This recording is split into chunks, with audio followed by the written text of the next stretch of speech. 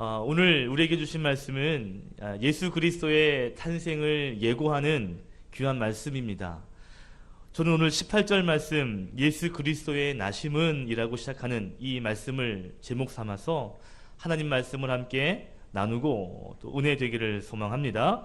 자, 예수님의 탄생에 대한 예고, 이 예고는 사복음서, 마태복음, 마가복음, 누가복음, 요한복음 이 사복음서 가운데 특별히 마태복음과 누가복음에 예고되고 있습니다. 그러니까 예수님이 이렇게 탄생되실 것이다 라고 예고하는 이 말씀은 마태복음과 누가복음에만 기록되어 있습니다. 특별히 누가복음에는 예수님의 탄생을 강조하면서 특별히 예수님이 하나님의 아들이시다 라는 것을 강조합니다. 누가복음 1장 35절에 보면 나실 바 거룩한 이는 하나님의 아들이라. 그리고 그 33절 그 위에 보시면 지극히 높으신 이의 아들이다 라고 말하고 있습니다. 그리고 33절에는 야곱의 집을 왕으로 다스릴 것이다 라고 이야기합니다. 그러니까 하나님의 아들 그리고 왕으로 오시는 이에 대하여 누가복음에서는 강조한다라는 것이죠. 자, 여러분 이 누가복음의 저자가 누가야라는 제자인데 여러분 이 누가는요 두 권의 성경을 기록했습니다. 하나는 누가복음을 또 한 권은 사도행전을 기록했죠. 자, 누가는요 특별히 이방인들을 향하여 예수 그리스도가 누구인지를 어떻게 보면 소개하는 그러한 사역자입니다. 그러니까 누가복음에서는 이방인들에게 예수님이 이러한 분이다라는 것을 소개하고요. 사도행전에서는 예수님의 그 제자들이 이러한 삶을 살았다라는 것을 믿지 않는 이방인들에게 기록한 것이죠. 그런데 마태복음은 조금 다릅니다. 누가복음이 이방인들을 위하여 그들에게 예수를 전하는 성경이라면 마태복음은요 특별히 그 시대의 유대인들에게 예수님이 누구인지를 전하는 성경이라 할 수 있습니다. 특별히 이 마태복음과 이 누가복음에는 공통점이 있습니다. 뭐냐면 이 예수님의 탄생에 대하여 공통점이 하나 있는데 그것은 뭐냐면 동정녀 마리아를 통해서 예수님께서 탄생했다라는 것이죠. 여러분 동정녀가 뭡니까? 동정녀는 남자의 경험이 한 번도 없는 처녀를 말합니다. 누가복음에서 1장 27절에 보니까 마리아가 요셉과 약혼한 처녀였다라고 말하고요. 오늘 본문 18절에도 보면 마리아가 요셉과 약혼하고 동거하기 전에 잉태가 되었다라고 이야기하죠.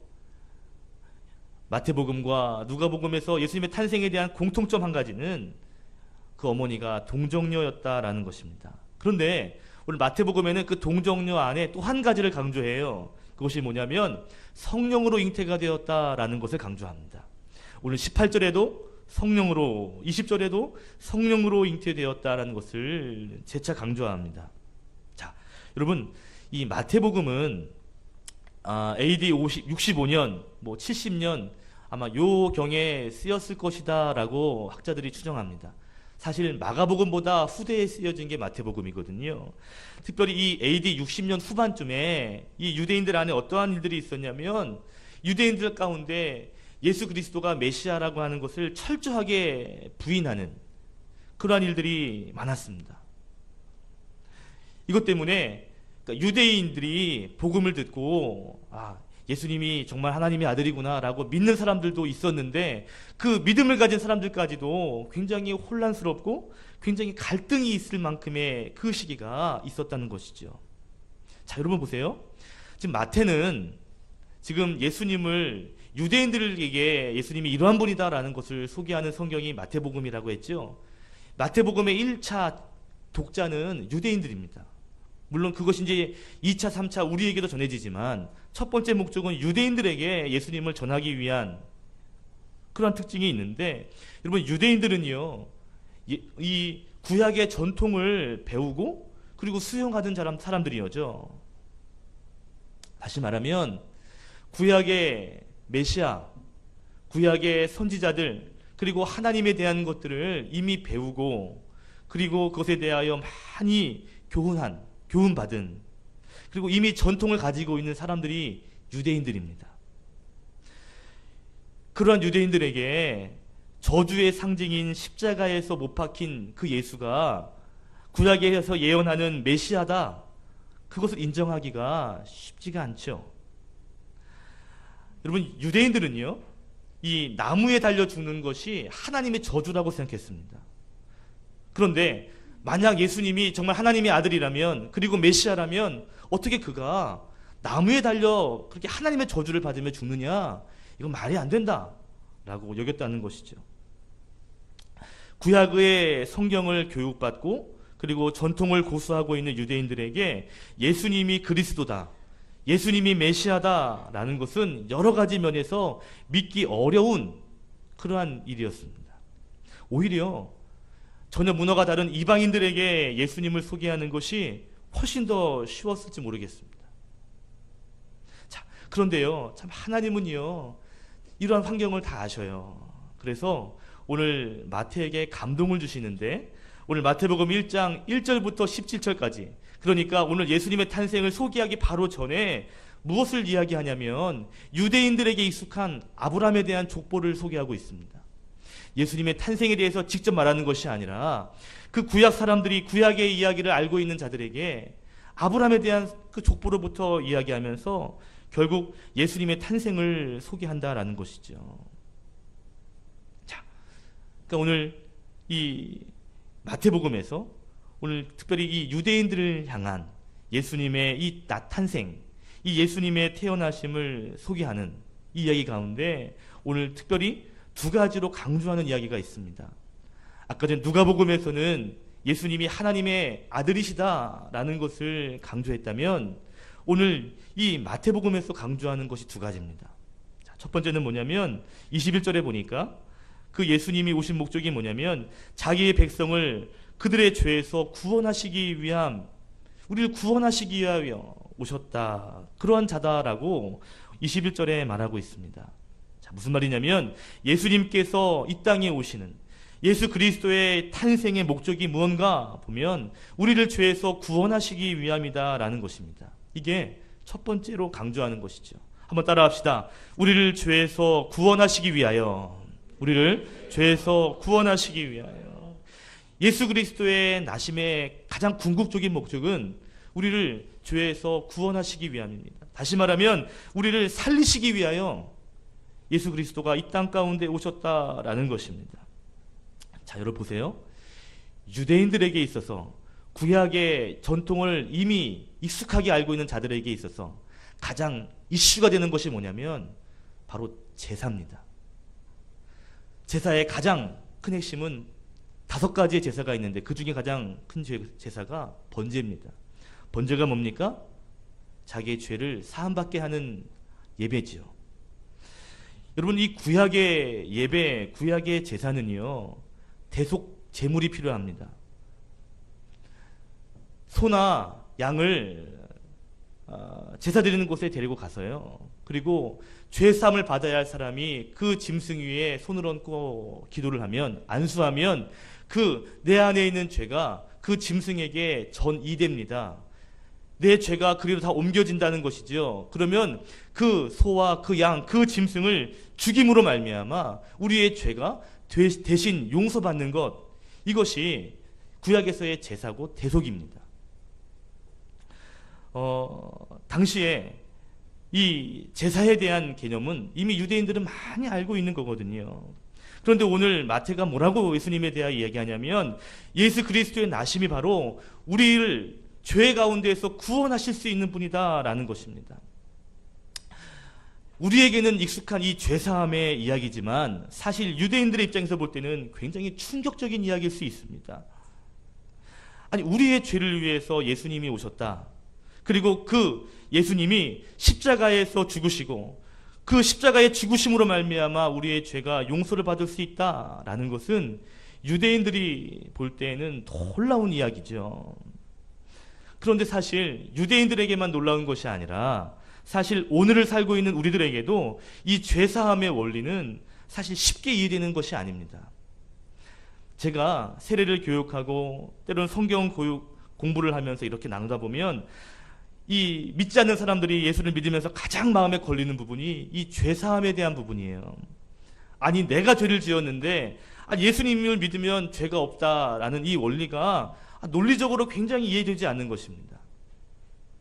아니 내가 죄를 졌는데 내가 예수님을 믿기만 하면 그 죄가 없어진다라는 것이 윤리적으로도 도덕적으로도 뭔가 납득이 되지 않는 그러한 이야기죠. 그런데 그것은요, 그 구약의 제사, 하나님께서 어떻게 죄사함을 이루시는가에 대한 이해가 부족할 때 생기는 것입니다. 자, 오늘 저는요, 이 예수님의 오심을 통해서 이 죄사함, 이 죄용서의 개념을 저와 여러분이 다시 한번 정리할 수 있기를 소망합니다. 구약시대의 제사는요, 번제는요, 특별히 대속의 제물을 통하여 우리의 죄를 용서받는 그러한 일들을 하나님께서 선택하셨습니다. 하나님께서 그렇게 하시라고 하니까 선택의 여지가 없는 것이죠. 내 죄가 다른 짐승에게 전이가 되고 그 짐승이 내 대신 죽음으로 말미암아 내 죄가 용서를 받는 것입니다. 그런데 이 오늘날의 신약의 예배도 동일한 연장선에 있습니다. 십자가에 우리를 대신하여 죽으신 그 예수 그리스도가 우리의 죄를 대신하시고 그분이 우리를 위해서 죽으셨고 그분이 우리의 구원자가 되신다. 그래서 우리는 예수의 보혈을 의지하여 신령과 진정으로 오늘날도 예배하는 것입니다. 오늘 마태복음에서 특별히 예수님의 탄생에 대하여 비중을 두는 것이 바로 이 죄사함, 구원에 대한 이야기라는 것이죠. 예수님께서 이 땅에 오신 목적이 뭐냐? 우리를 구원하기 위함이라는 것입니다. 자, 두 번째로 오신 목적이 있습니다. 그것은 우리와 함께하기 위함이다라는 것이죠. 23절에 보니까 예수님의 이름을 하나 더 소개합니다. 그 이름이 뭐죠? 임마누엘입니다. 우리 23절 말씀 함께 읽겠습니다. 시작. 보라, 처녀가 잉태하여 아들을 낳을 것이요 그의 이름은 임마누엘이라 하리라 하셨으니 이를 번역한즉 하나님이 우리와 함께 계시다 함이라. 아멘. 임마누엘의 뜻이 뭡니까? 하나님이 우리와 함께 계신다. 하나님 우리와 함께 하신다라는 것이 예수님의 또 다른 이름이라는 것이죠. 자, 우리는요, 예수님이 이 땅에 오신 목적, 그 이유 가운데 첫 번째로 소개했던 죄사함에 대하여 너무나 잘 압니다. 그죠? 우리는 그것을 고백하니까요. 그런데 이 두 번째, 이 땅에 오신 두 번째 이유, 바로 임마누엘에 대해서는 우리가 때로는 많이 놓치고 사는 것 같습니다. 예수님께서 이 땅에 오신 목적이 우리와 함께하기 위함이다 라는 것을요, 여러분 꼭 기억하시기 바랍니다. 어제 우리 교회 장권사님의 아들이 결혼이 예식이 있었죠. 결혼식을 보는데 옛날 생각이 나더라고요. 제 결혼식이 생각났습니다. 우리 정현군의 제자들이 또 신부의 제자들이 이렇게 축복을 해주는데 옛날에 제가 결혼할 때도 그런 모습이 있어가지고 보기가 참 좋았고 옛날 생각이 나더라고요. 근데 어제 축가 가운데 이런 가사가 와닿았어요. 뭐냐면 이런 가사입니다. 좋겠다, 좋겠어, 함께 눈을 뜰 수가 있어서 좋겠다, 좋겠다, 함께 꿈을 꿀 수 있어 좋겠다. 이런 축가의 가사를 어제 들었습니다. 제가 결혼하면서 가장 좋은 것이 뭐냐면 데이트하고 만난 이후에 안 헤어지는 거. 이게 좋더라고요. 그래서 결혼은 헤어지기 싫어서 마지막에 하는 것이다라는 말도 있습니다. 사랑하니까, 좋아하니까 헤어지기 싫은 것이죠. 하나님의 사랑, 그분의 마음도 그렇습니다. 우리를 너무나 사랑하시기 때문에 함께하고 싶으신 겁니다. 독생자 예수를 이 땅 가운데 보내신 이유도 함께하기 위함, 임마누엘 하기 위함이다라는 것이죠. 우리는 이 예수님의 또 다른 이름, 임마누엘이라는 이 이름만으로도 하나님이 우리를 얼마나 사랑하시는지, 또 하나님이 우리와 얼마나 함께하시기를 원하시는지를 우리는 느낄 수 있는 것이죠. 마치 포도나무에 포도가지가 탁 붙어 있어야 되는 것처럼 하나님은 우리와 하나님이 늘 붙어 있기를 그렇게 원한다라는 것입니다.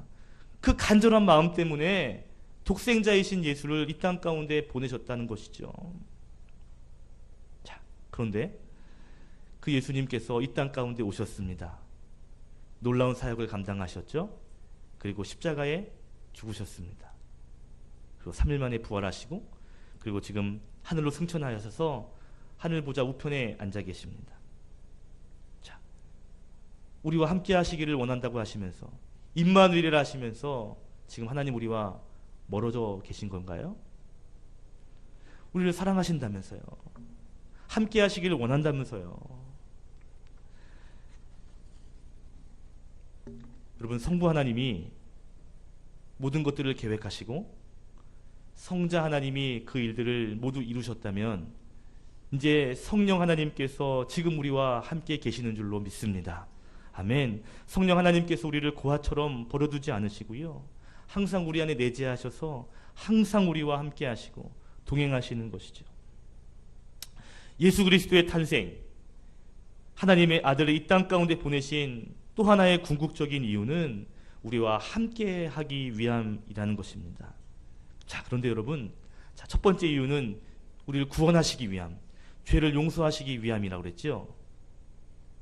그리고 또 한 가지 이유는 함께 하기 위함이라고 그랬죠. 이 두 가지 이유랑 비교해 보면 죄사함이라는 것은 왠지 좀 이렇게 다이나믹한 것 같아요. 뭔가 그렇구나, 뭔가 좀 감동이 진한 것 같아요. 야, 내가 죄인인데 나를 위해 죽으셨어, 나를 구원하셨어, 이러한 의미가 굉장히 크게 다가옵니다. 그런데 그것에 비해서 함께 하심에 대한 이미지는 좀 약해 보이죠. 두 개만 비교해 보면, 그러니까 하나님의 함께 하심이 굉장히 좋은 말이지만, 은혜가 되지만 이 죄사함이라고 하는 이런 것과 비교해 보면 뭔가 조금 폭발적인 뭔가 어떤 이미지가 다가오지 않는 것 같지요. 그런데요, 우리 입장에선 그렇지만 하나님의 입장에서 생각해 보면요, 놀라운 은혜입니다. 자, 여러분 한번 생각해 보십시오. 여러분이 내 수준과 다른 사람을 만나고 그와 함께하는 자리가 편하지 않습니다.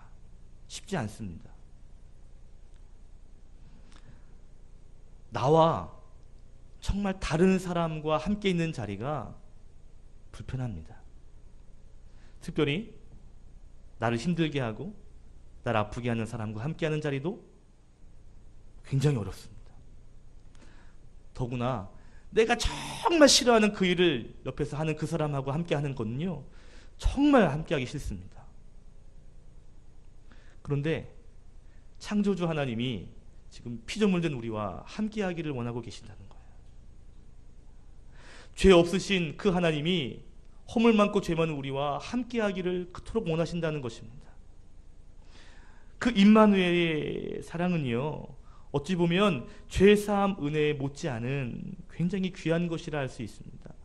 우리가 볼 때 함께하는 게 뭐가 그렇게 대단한가 싶을지 모르지만 하나님이 볼 때 우리와 함께하심은 대단한 것입니다.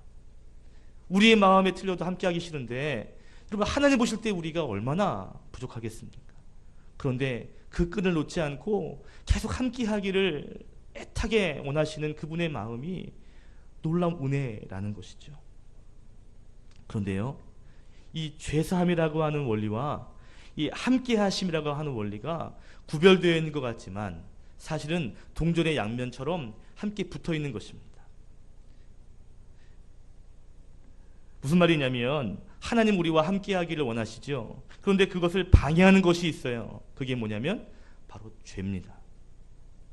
하나님은 죄 없는 분이시기 때문에 죄 있는 자와 함께할 수가 없는 것이죠. 함께 하시기를 원하셔서 결국 그 죄를 어떻게 하면 사해야 되는데, 그 죄를 없애야 되는데, 그 죄 없앰을 위하여 결국 자기 아들을 보내셨다라는 것이죠. 결국 함께 하시기 위하여 죄사함이 필요한 것입니다. 결국 이 임마누엘과 이 죄사함이라고 하는 원리는 한 가지 원리로 동전의 양면과 같다라는 것이죠. 여러분, 우리가 꼭 기억해야 합니다. 하나님 우리와 임마누엘 하기를 원하신다라는 거죠.